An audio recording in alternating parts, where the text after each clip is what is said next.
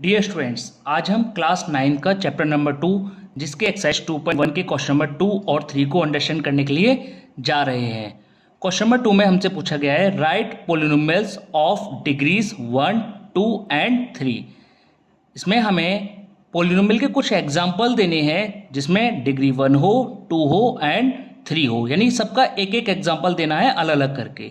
तो सबसे first example polynomial of degree 1 जो कि यहाँ रिटन है x plus 2।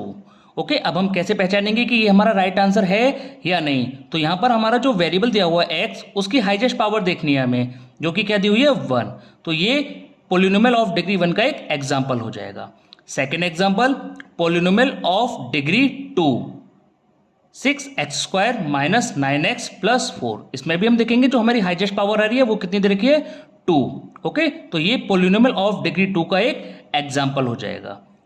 Third example polynomial of degree 3 x³ minus 5x² plus 6x minus 1। इसमें भी हम देखेंगे जो वेरिएबल x है उसकी हाईएस्ट पावर कितनी दे रखी है 3। तो ये पोलिनोमियल ऑफ डिग्री 3 का एक एग्जाम्पल हो जाएगा। अब ये जरूरी नहीं कि आप इसी तरह से रिटेन करें, इसके अदर भी एग्जाम्पल्स हो सकते हैं। जैसे यहाँ पर एग्जाम्पल दिए हुए हैं, फर्स्ट हमें डिग्री 1 के, जैसे y दिया हुआ है तो y की यहाँ पर हाईएस्ट पावर कितनी है 1। तो ये भी एक एग्जाम्पल हो गया आपका पोलिनोमियल ऑफ डिग्री 1 का। सेकंड भी यहाँ पर देखिए y प्लस 2, यहाँ पर भी इसकी हाईएस्ट पावर कितनी दे रखी है 1। ऐसे हमारा z माइनस 1, z की भी हाईएस्ट पावर कितनी दे रखी है 1।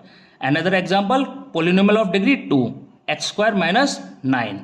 ऐसे ही x² plus 5x plus 2। Okay, यहाँ पे भी अगर हम देखेंगे डिग्री, उसकी हाईएस्ट पावर कितनी दे रखी है 2। And third polynomial of degree 3 x³ minus 9 x³ minus 5x² plus 3x minus 2। यहाँ पर और भी आप अपनी तरफ से एग्जाम्पल्स रिटेन कर सकते हैं। नेक्स्ट क्वेश्चन नंबर 3 में हमसे बोला गया है what are the coefficients of x² and x³ in the polynomial x raise to power 4 minus 3x³ plus 6x² minus 2x plus 7।